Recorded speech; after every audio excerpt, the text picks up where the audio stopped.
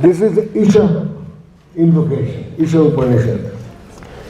That is the most original invocation to the there is no creator, we are all creators. So it says, I'll tell you the translation first. That is infinite. Out of this infinite comes this infinite. That remains infinite. This stays infinite. And Sexton says, out of the abundance, you scoop out abundance, and abundance remains. Great poet, American poet. Okay? I'm going to chant it in Sanskrit. As a little boy, I had to chant it every morning, and I loved it. Okay? I'll first chant it in Sanskrit, then all of you join me. Doesn't matter, you can't make mistakes. Om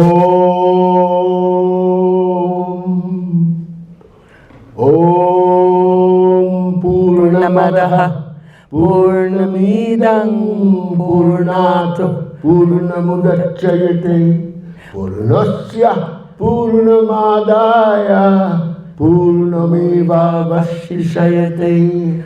Om Shanti Shanti Shanti. Peace, peace, peace. Then out of the Brihadaranyaka Upanishad comes this sloka. Lead me from the unreal to the real, from darkness to light, from death to immortality. Asatama Satgamayo, Tamasama Jyotirgamayo, Mritturma Amritam Gamayo. And singing it, it sounds like this. Beautiful. Ashatma Shatgamayo, Tamashama Jyotirgamayo, Mriturma Amritam Gamayo.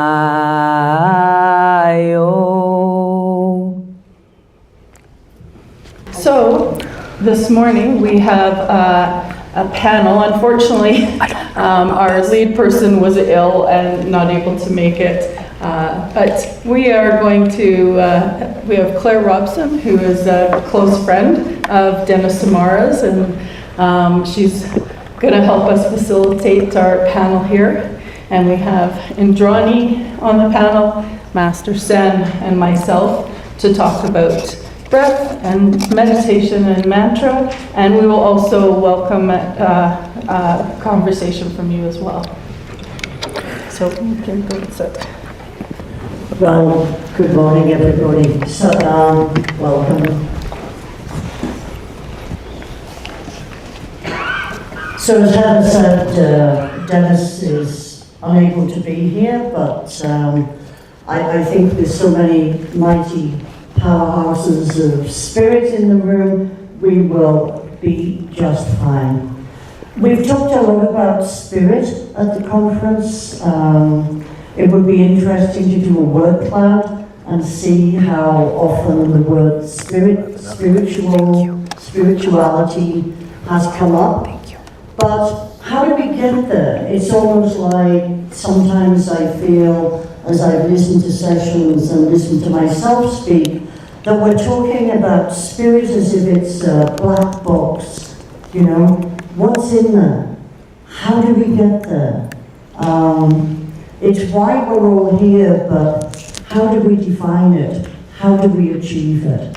And the conference title today talks about practice, and I think you have here 4 practitioners. There are many different forms of practice. We're a little sample.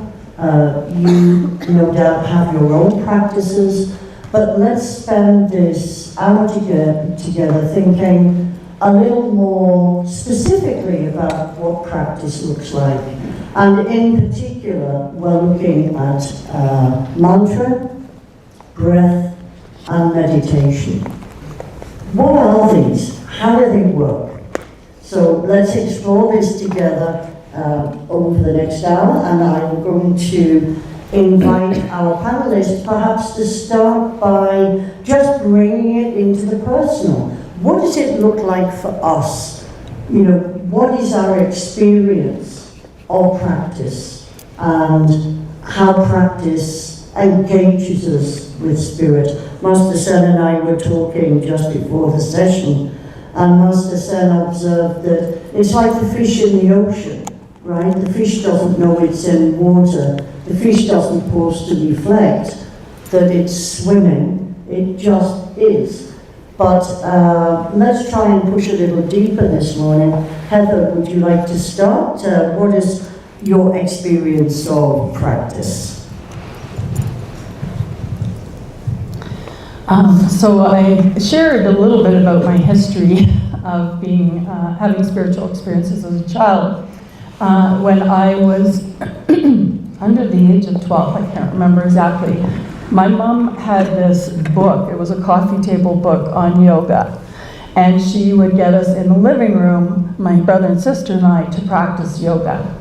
So that is how I first started to learn about yoga and meditation as a young child. And so over the years, I have been in and out of yoga practice and then also meditation practice. And probably in my 30s, I really started to have a regular meditation practice, and that changed my life. And it really opened doors for me in terms of being grounded and opening to meeting new people who were aligning with my journey. And so that, for me, it's a regular practice for me. It's a daily practice. And I have had amazing experiences, and I also have been practicing. I practiced Buddhism for a little while, and then I met Master Sen and Johnny, and I've now been practicing Mahavakya meditation, which is just a whole other realm of meditation and practice, and it just made me feel so connected to spirit and to others. You next? Yeah, please. Okay, so the question is my experience of mantra. Your experience of practice. Practice. Generally. What's your experience with spiritual practice? How did you end up in this room? Big question. As a child, I had very big emotions, and I was often told I was too sensitive because I felt everything and everyone around me. And I grew up to be a teenager. My favorite class in high school was theater because my emotions could be center stage. And then I went through a very difficult period, a traumatic event. And I found that I really lost my capacity to gain control of my emotions. And I say it like that because I felt flooded all the time. And one day I was really questioning my purpose and what I was doing here, because I set out on quite a mission, and it wasn't successful, and it really took me into a state of depression and hopelessness. And I really questioned the purpose of my life. Is there a God? What is my relationship? And this is when I was 18. And I felt very let down by the world around me, very let down by my country. And I made a deal with God. And I said, you reveal yourself to me or I'm out of here. And 2 months later, my brother was going to this gathering, and I just felt something inside me told me to go. And I went, and that's when I met Master Sen. And I met Master Sen, and I looked in his eyes, and I felt God speak to me. And I felt really loved and understood and purposeful for the first time in my life. And that's where my journey of mantra begins. Beautiful, thank you. I have the battery microphone. I'll tell you a story. But it's not, we can't hear it. Let's do this. I never thought I would be in academics. Can I just check before you start, Master Sen? Can everybody hear at the back? I think you need this. Okay. Yeah, I think you need I that. never thought that I would be sitting among academics and students and professors. I avoided them as much as I could. Okay? As much as I could. I went to law school, I did my master's in commerce. I did all the education that I'm supposed to do because my mother insisted. But I thought I'll be independent and entrepreneur. Right here in Calgary, I started a new career in 1997. In the Calgary Stampede, I held a work seminar, which was packed with people, and there I was going all across America, teaching people how to start businesses. Then I realized that business cannot be started by anybody. You may know the mechanism of business, but you need that power, that spirit to build a business. I wrote a book which was sold all over the world called Street Smart to Global Smart, which was sold for $300 a copy. And over 6,000 copies were sold in a couple of years. That didn't make anybody successful. Very few people were successful, but they were dedicated. Then I realized, right here in Calgary, 1997, my career changed. A person came to me, and when they were asking me to sign the book, there was crowded people around me. He said, "Hey, can you come and help my people?" I didn't understand what people he meant. And he says, I said, "Why don't we meet?" I was staying in the International Hotel here. "So why don't you meet me tomorrow for coffee? We'll talk about it." He looks like a very respectable person, very powerful person. And then I realized he's the chief of the Blood tribe, the biggest tribe of Canada, with the Blackfoot too.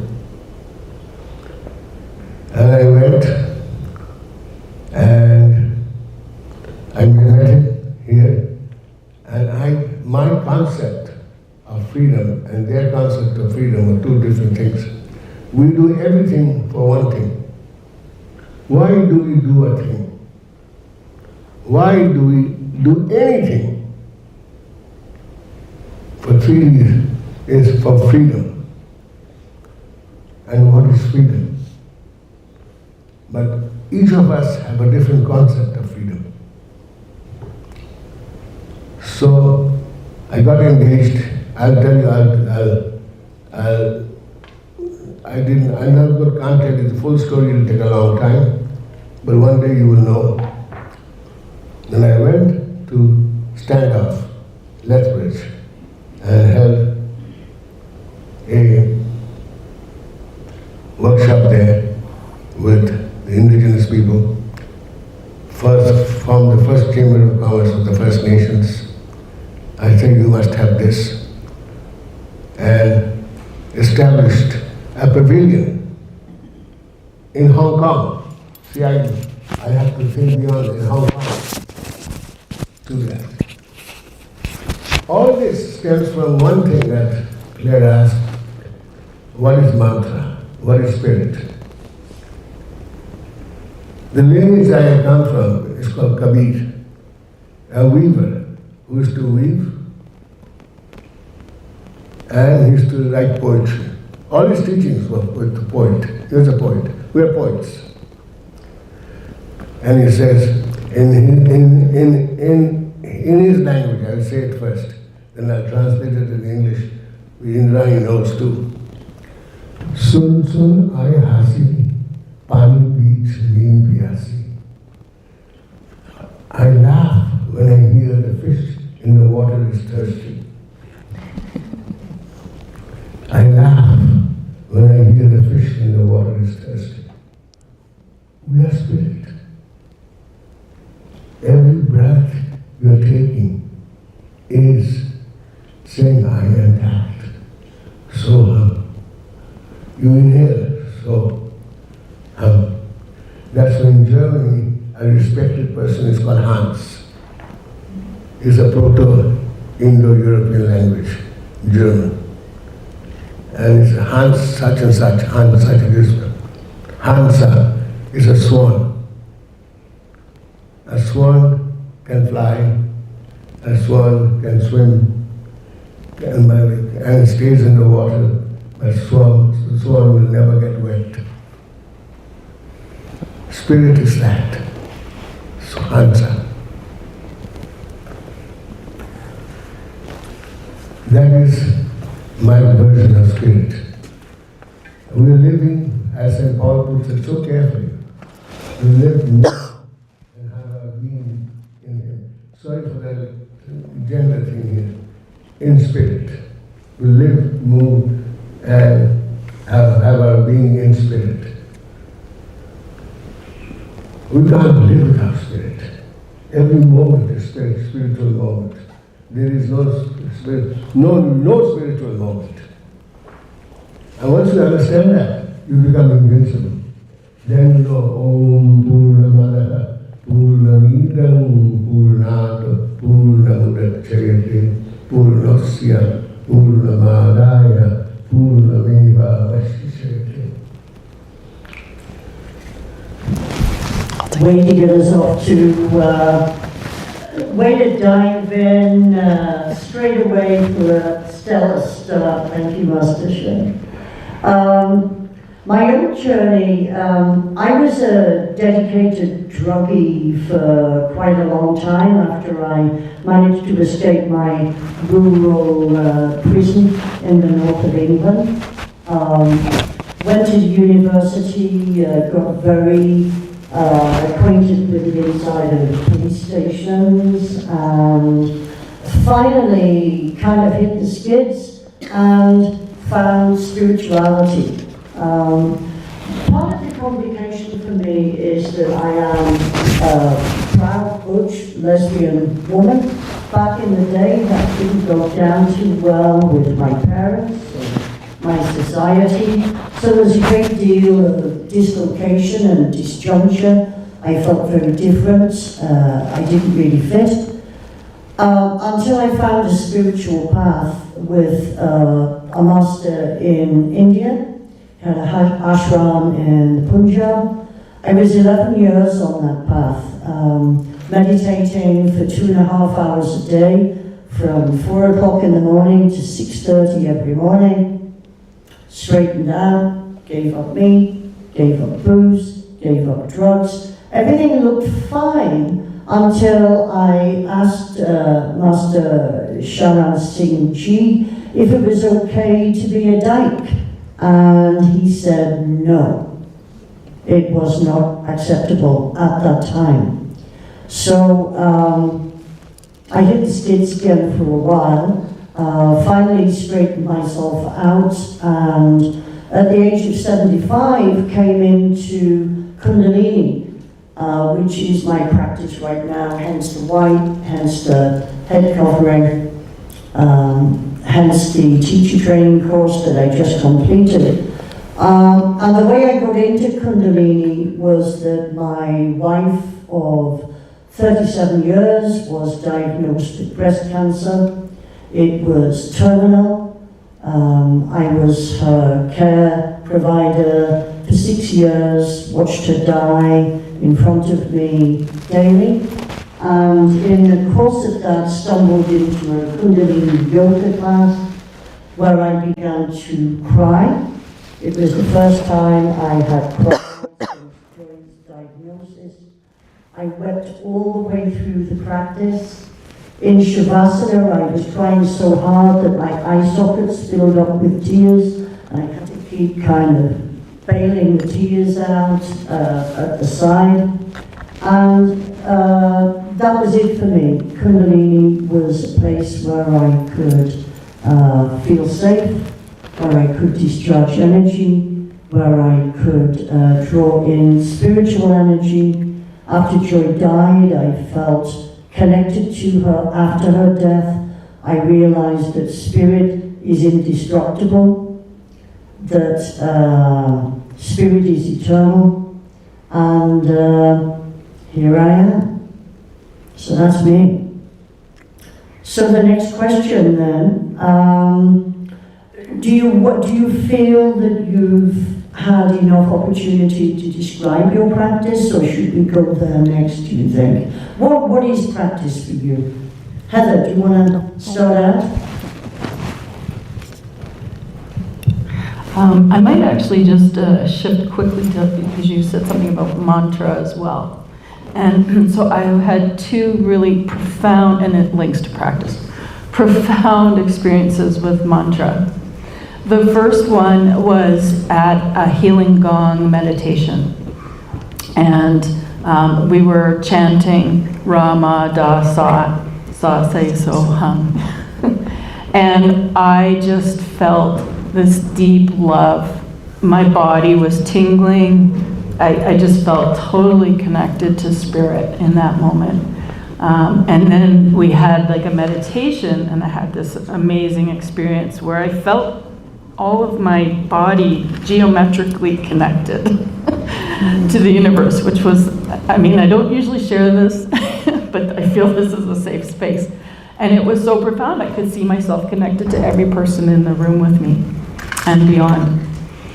The second experience I had, I was working, and I had someone working for, I was a manager, and one of the people were from India, and they were going over to India. They came back with a mala bead for me. And they said, hold this mala bead and do the mantra Om Mani Padme Hum. I didn't know what that meant at the time. And so I went home and I pulled out the mala bead, and as soon as I touched it and started to say it, I heard, thank God you're finally home. And I was just like, it was overwhelming. And so then that opened my practice to include mantra. And so that is a regular practice of mine that I do, and brings me great peace and feelings of love. Beautiful. Mantra means tranquility of mind. Man is man, but man actually is the measurer that we measure out the universe to carve and create in our lives. And tra, it started as mantrana. Tranquility. So mantra, the whole purpose mantra was created was to create tranquility of mind. And I like to tell you a story to illustrate this. What was Valmiki's? Would you like me to tell it? I'll tell it. But what was the name before his name was changed? Ratnakar. Ratnakar. Okay. So Ratnakar was the well-known worst robber in ancient times, and anyone that went through a particular forest, he would rob them, and if they did not give him what he wanted, he would kill them. So he was quite feared. And one day, Narada came through. Narada, right? Narada came through the forest. Narada was the son of Brahma. Brahma is the creator. Narada was a very contemplative and thoughtful sage. And Valmiki said, "Give me everything you have." And Narada thought, and he said, "Now, just a moment. What are you going to get? I'll give you everything you have, but just a question first. Is your family, the karma that you create out of what you do in your life, are you going to be able to share that with your family?" And first Narada said, "Why do you do what you do? Why do you do this?" He said, "Well, I have to feed my family. I have to take care of them. I have to put a roof over their head." He said, "Oh, yeah, very good reason. Will that family that you sustain and take care of, will they share in your profits? Will they also share in your debt, your karmic debt?" And he said, "Of course." He said, "Why don't you go to your family and ask them?" So he goes, he sees his mother in the kitchen and says, "Mom, would you share in my karma for what I do?" She said, "Son, I love you. I gave birth to you, I raised you, gave you my all, that was my karma. But this is your karma, I'm not sharing in it." He goes to his children, "Would you share in my karma?" They say, "No, our karma was for you to take care of us as we grew up. This is your karma, we're not sharing in it." So he comes back to Narada and says, "My family actually will not share in my karma. What should I do?" And Narada says, "I have a solution. Why don't you sit and meditate on the word Ram?" Ram was considered one of the most powerful gurus. He was also a king. Ram was the first mantra Master Sen gave me. Ram was how I found balance in myself and regained a sense of centeredness where my emotions began to be integrated into my center. So Ram is a beautiful mantra. Try it with me now. I'll say it and say it after me. Ram. Ram. Ram. Ram. Ram. Ram. Ram. Ram. Beautiful. So this was the meditation that this robber started to say, and he went into such deep meditation that an anthill grew over him. And one day, Narada woke him up and got him out, and he walked over to the river, and there were two birds he saw on a branch over the river. And a hunter came by, and a hunter shot down one of the mates of the birds, and the other bird cried out a heart-wrenching cry. And Ratnakar felt the pain more than he ever felt before and broke down and cried. And at that moment, Narada became his guru and renamed him Valmiki, which means anthill. And he became one of the greatest sages across India. So that mantra Ram changed my life and was the beginning of then learning about Mahavakya meditation, which is the mantra meditation system Master Sen has created and is rooted in we are creators. And there's 4 Mahavakyam. Maha means great and Vak means word. 4 great words. And these 4 great words, they come from the 108 Upanishadic texts, the 4 Vedas, and they were written over centuries and then brought into one system, at first in one way by Shankara, and then next by Master Sen, and packaged up and brought to the West and made in a simple way. So Mahavakyam is a very powerful way to recognize the creator is what we are at our essence. And it's open also to, it's not a religious practice. Everyone can keep their own religion. It comes from the idea of Advaita Vedanta is the philosophy. Advaita means no two. And Vedanta is the end of the Vedas, so no two. It's based in unity and no requirement of change of religion at all. What is that story, that wonderful story you told about the priest who comes? And there's a story, a priest comes to India and asks him to come into, accept Jesus Christ into his heart, and he says, yes, of course I will. Yes. You know, in the Vedic system, there is no religion. Religion is a concept, it's unheard of, till the outsiders came.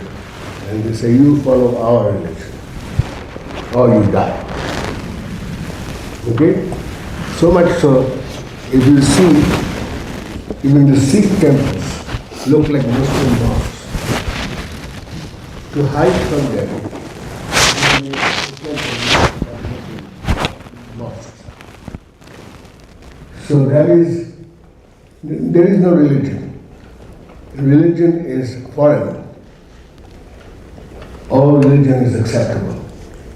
I personally studied the St. Luke's Gospel when I was a kid, and Acts of the Apostles. Thoroughly.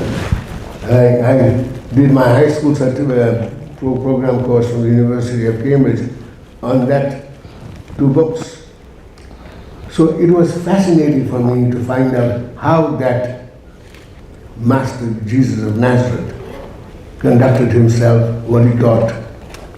And I learned so much. Then I realized I found identity in the Vedas too. Like when he shouted out from the mount, ask and receive, seek and find, knock and the doors shall be opened. Now tell me, it's not a religious thing. Have you asked and have you received? You ask, but you say, how am I going to get it? You have to have enough belief in yourself. That's why you have the Mahavakya meditation, to find out who you are. Master Jesus of Nazareth, he knew who he was. And that's why he said, ask and receive. His simple teachings, ask and receive. We ask and we receive. I heard John yesterday in the interview, John, our originator of this organization, saying that the computers, we didn't have personal computers. I did the shirt presentation so quickly. And he wanted it. No matter what he wanted, he asked and he got it. And that's why you're sitting here and he's sitting with us. You see, that is ask and receive. My tears came to my eyes. If you want to ask and receive, you don't need any books. And my master in the Himalayas, I used to tell him about, I told him one day about the Kabbalah and this and that and that. He listened to me and he looked straight into my eyes and said, you are a donkey with a load of books.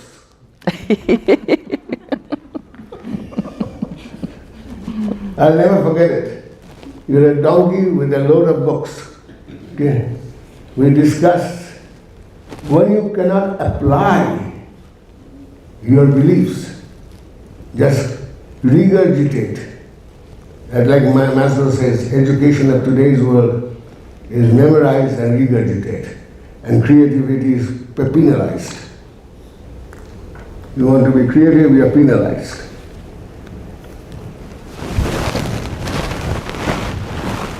Ask and you shall receive.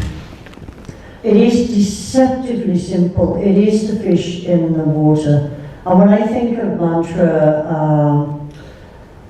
I remember that everything is made of energy, right? the table, the seemingly solid, the air, the water that the fish lives in. It is all energized and held together by divine power. That is the essential, fundamental plank of Kundalini Yoga philosophy, that what we are doing when we practice through mantra, through meditation, and through breath work, that we are tuning into that energy, that we are raising our own energy, that we're elevating, that we're expanding, that we're connecting. And of course, Master Sen is so right. We are always connected. We are always perfect. We are always asking and receiving, inhaling and exhaling, taking in divine spirit, making it part of our bodies, and exhaling it. And practice for me, and mantra particularly, is just a way to remember that. There's also some physiological things that I think are important to know about mantra. James Nestor has written a wonderful book called Breath. Has anybody here read it? Who's read Breath by James Nestor? It's a great read. It's a wonderful read. And what he says is that our privileging of the intellect has expanded and shifted the shape of our skulls, so that our soft palates and our nostrils are now finding it very difficult to breathe correctly. And what mantra does is resonates not only through the body, but through the soft palate, through the sensitive bones above the soft palate, and into the glandular system, into the hypothalamus, into the pineal gland, into the pituitary gland, all of which work together through the human system to elevate our mood and to remind us of what is our natural state. So mantra for me is at once a metaphor, if you like, for our inner being, as Thich Nhat Hanh calls it, our state of interrelatedness, our state of connection to ourselves, to each other, to the northern human world, and also as a way to remember our connection to spirit. I just want to do a little time check. We're finishing at 10, and I do want to leave some opportunity. We have 10 minutes. Would you prefer to go to questions? Yes, I love it. Yeah? I just wanted to say one thing that you Sure, reminded of me course. of, and I loved what you just said, Claire. The other potent aspect of mantra is that everything in this universe is made of sound and light. And that is why the ancients and the wise ones use sound with a particular meaning to recalibrate and recreate our entire image of ourself. So, for example, as you so eloquently said, Claire, that every single thing is spirit. The second Mahavakyam is Tattavamashi. Everything is consciousness. Tattavamashi, Tattavamashi, that thou art. And when we do this mantra, there is an electrical current actually with every thought and then every word. Every thought is concretized, and then we concretize it even more with a word. We actually create a groove in our brain. That's how habits are formed. We talk about you need 30 days to create a habit. That happens by creating with sound. And then the reflection of that sound is a veritable channel in our brain, like a riverbed. We think that often Western science talks about the origin of everything coming from our genes and our cells and the physicality, but it actually all emerges out of spirit. We all came from one amoeba and evolved into the humans that we are today. And so mantra with an electrical charge, every thought, every word we say creates a new groove. And that is why we need to be so vigilant about every thought and every word, not out of fear, but out of love, out of raising ourselves into the spirit that we are, to be exactly who we want to be and how to be the best of ourselves together. Beautiful. Let's open it up for questions. I will run around with the mic so we can all hear.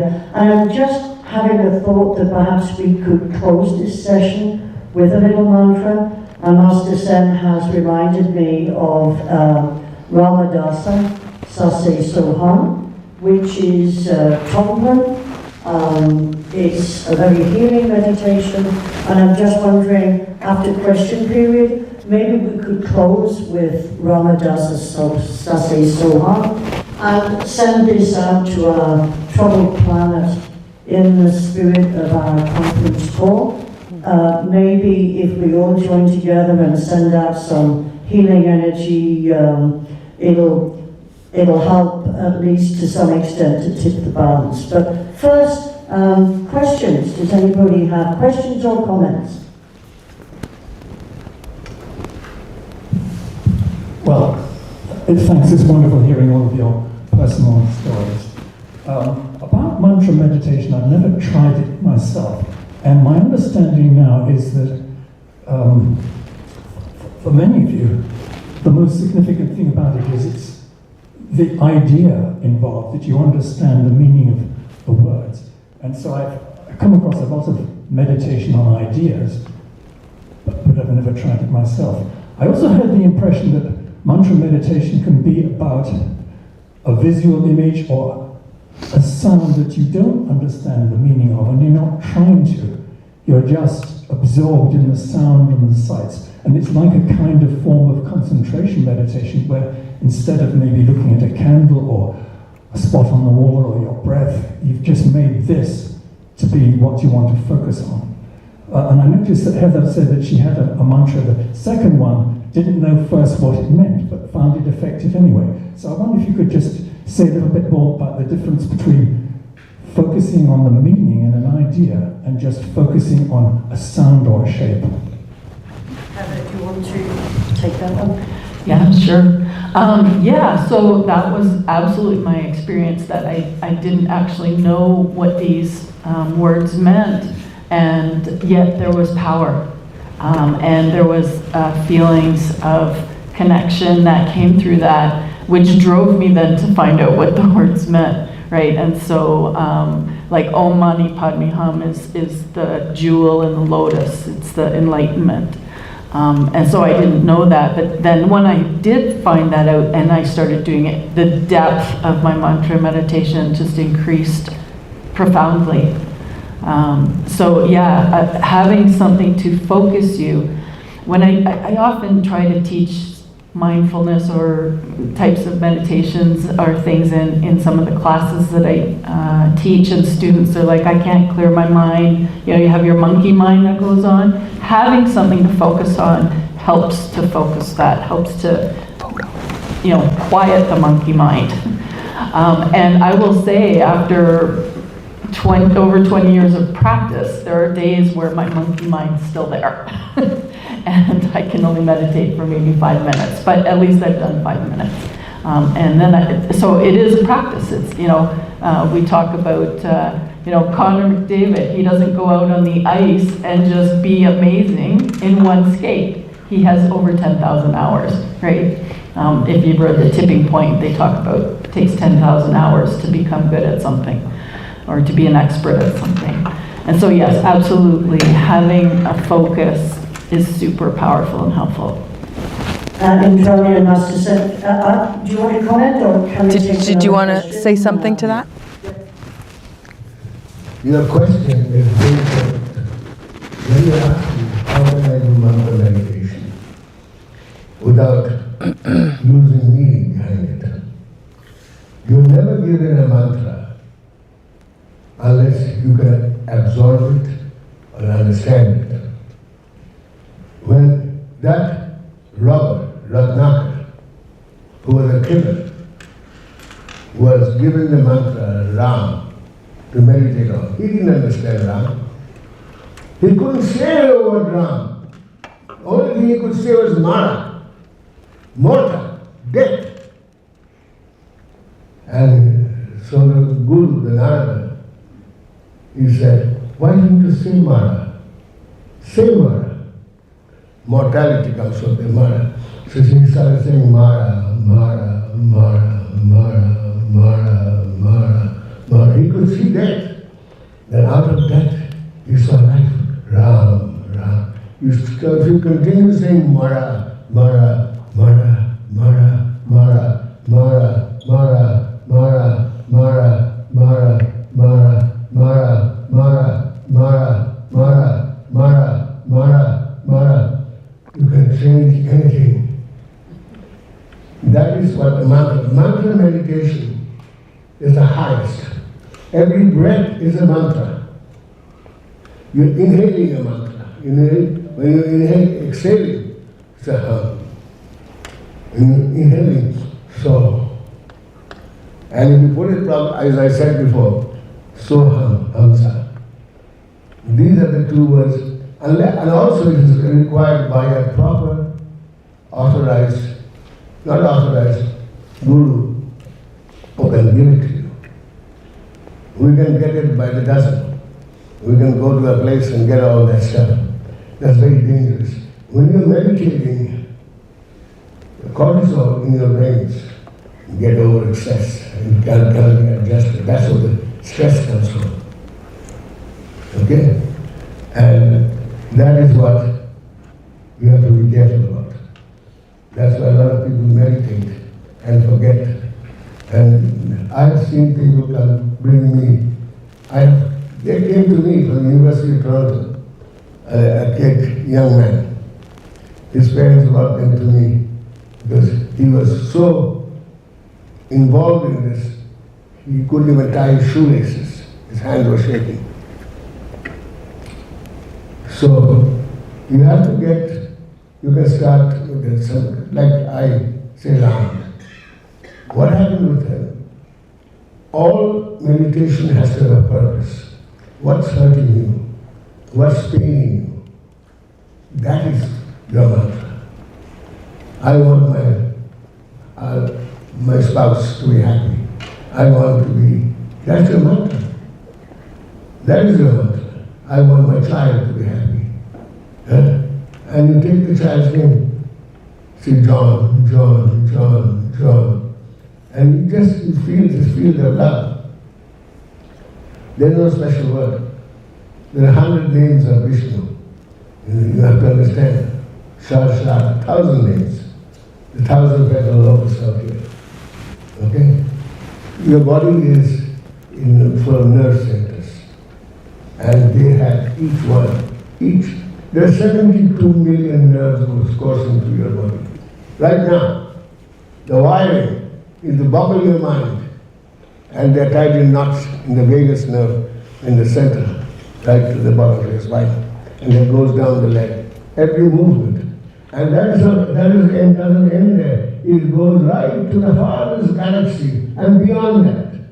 You're in touch with everything. One of the Star Trek episodes where Spock says to Kirk, I just moved my hand and changed the universe. Okay. Change the waves of the universe.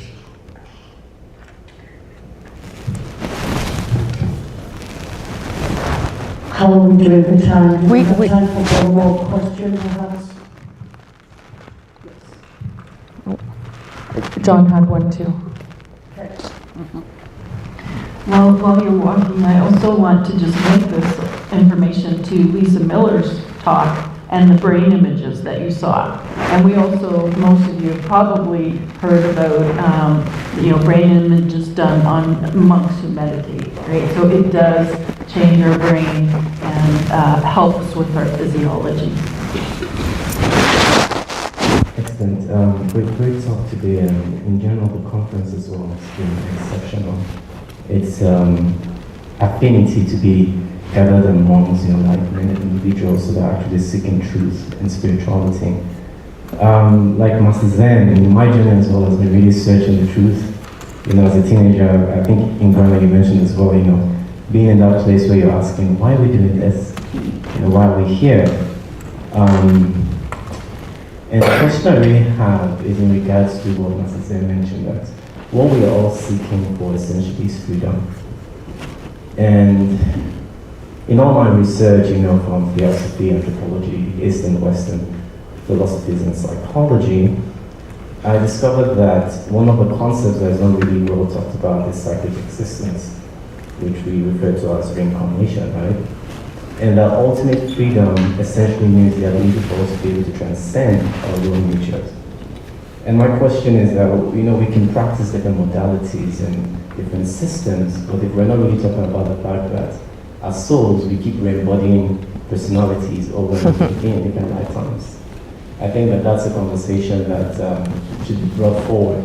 You find that in Christianity is something that people don't talk about. And I'll say that the reason why I really took this path was because I had that question that what if there is a 0.001% that I come back, do I want to do this again? Do I want to live life all over again with all its vicissitudes, ups and downs, challenges?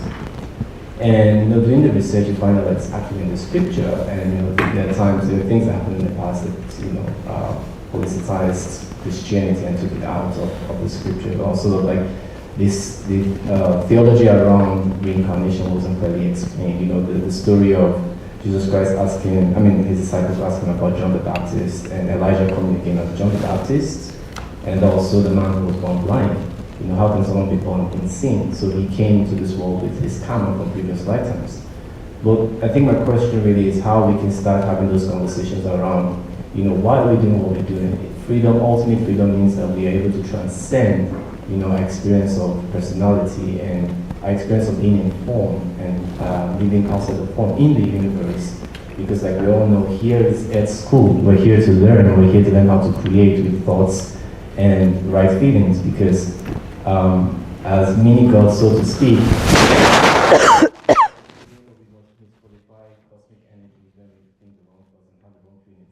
and if we come out of form, we can break the universe if we haven't learned how to think and feel properly. So again, I'm addressing that question to everyone on the panel, like what is your perspective around psychic existence or reincarnation? Thank you. Great question. You want to answer?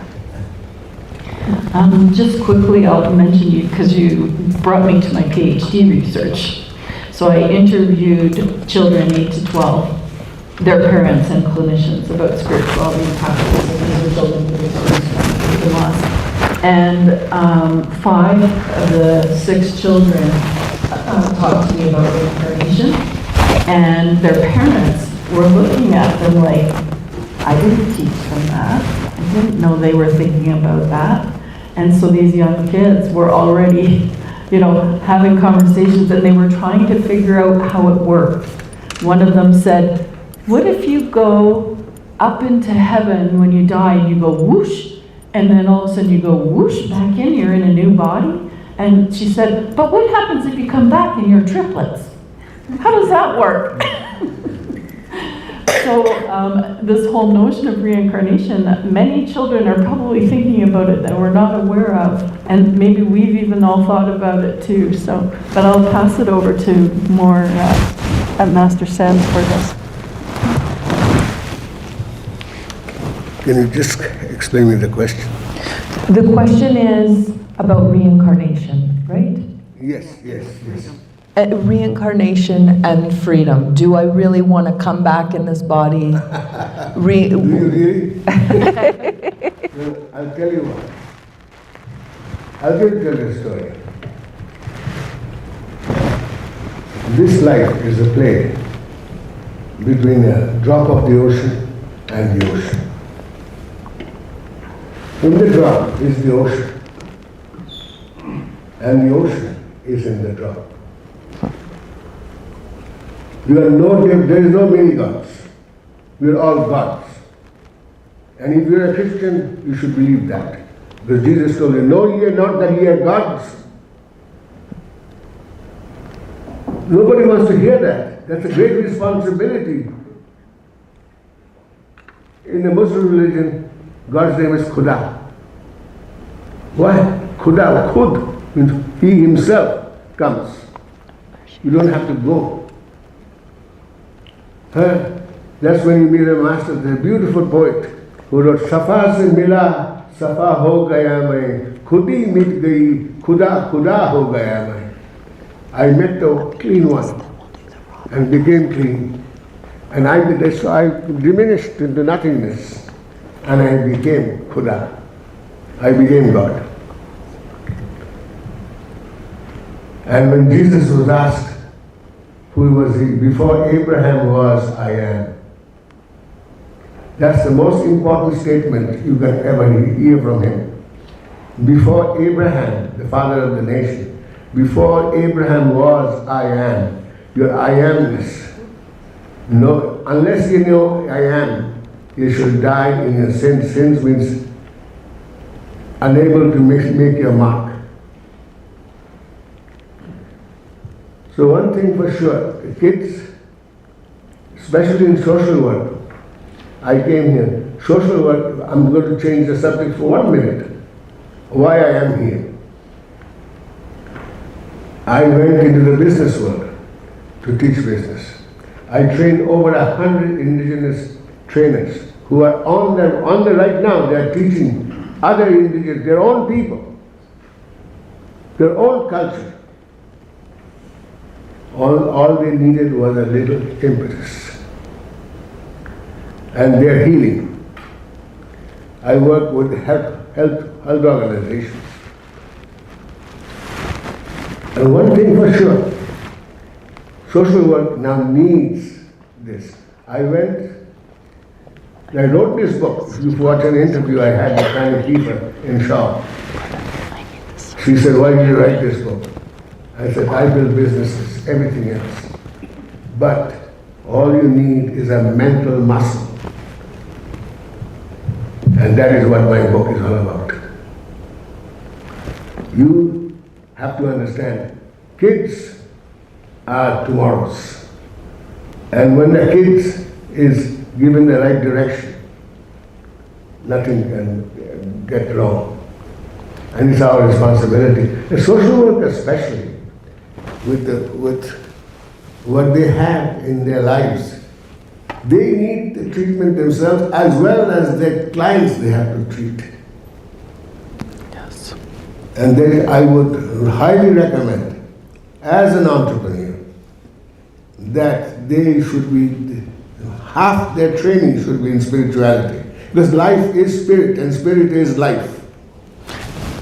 On that note, I just want to say one last thing. Yeah. The name of God is not I will be, but I am.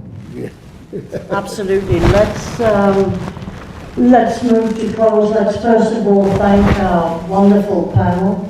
Thank you so much. Thank you. It's a very simple closing meditation. It just goes Rama, Dasa, Sase, Soha. In Kundalini, we have a mudra that goes with it. So the elbows come into the side, the hands face up, eyes are closed, go inside, follow my lead. Rama, Dasa, Sase, Soha.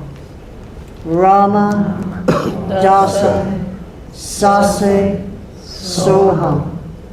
Rama, Dasa, Sase, Soha. Rama, Dasa, Sase, Soha. Rama, Dasa, Sase, Soha. Rama, Dasa, Sase, Soha. Rama, Dasa, Sase, Soha, Rama, Dasa, Sase, Soha. Last time. Rama, Dasa, Sase, Soha. May all things be well. Satnam. Satyanam.